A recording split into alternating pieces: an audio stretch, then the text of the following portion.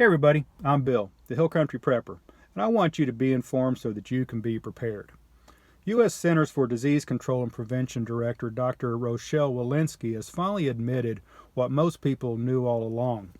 Appearing on ABC News last week to discuss Omicron variant death statistics, Walensky was asked about a new CDC study that found COVID-19 vaccines are highly effective at preventing hospitalization and death.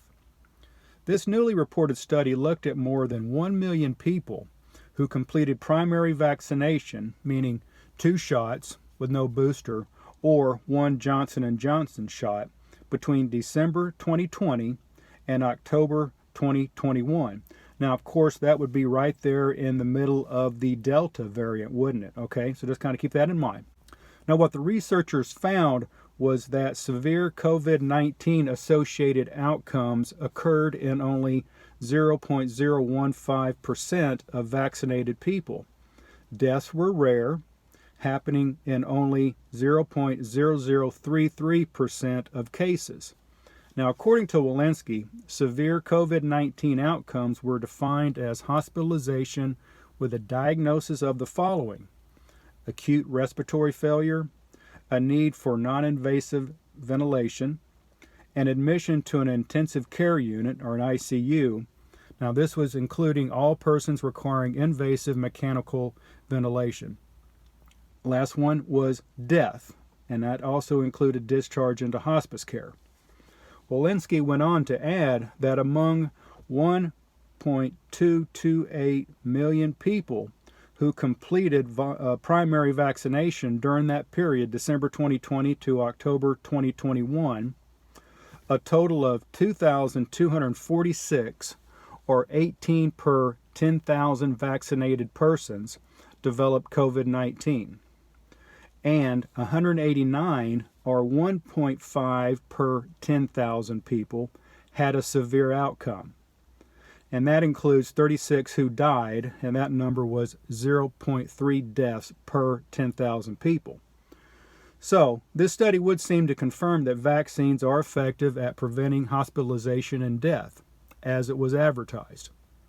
Hey, if you guys find this information helpful, why don't you go ahead and press down on that like button and share this video too.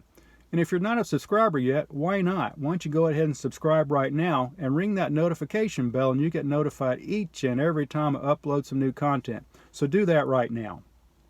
This study explained that people most at risk from developing a severe outcome were as follows. They were older than 65. They were immunosuppressed, meaning that these were people with a weakened immune system that had a reduced ability to fight off infections and diseases, okay? Or they had at least 6 other underlying health conditions.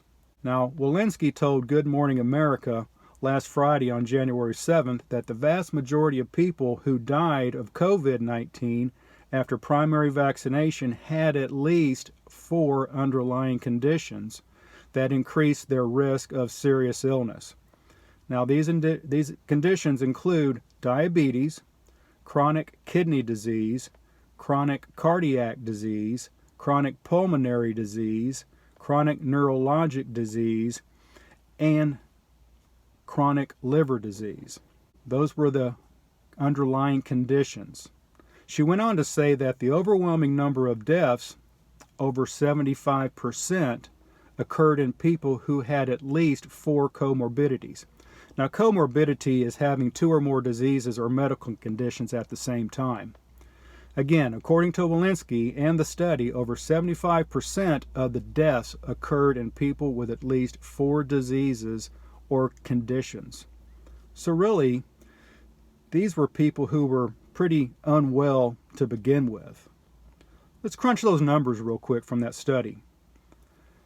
There have been approximately 836,000 deaths in the U.S. as a result of this virus. 75%, using the number from the study and from Dr. Walensky, 75% of 836,000 is 627,000.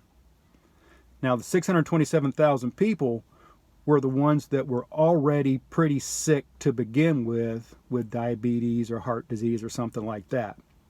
So what's left is 209,000 people who died with the virus alone. I wonder how many people die annually from the regular seasonal flu. If you guys have that answer, why don't you leave me a comment down below. Now, I am glad that Walensky came out and provided this information.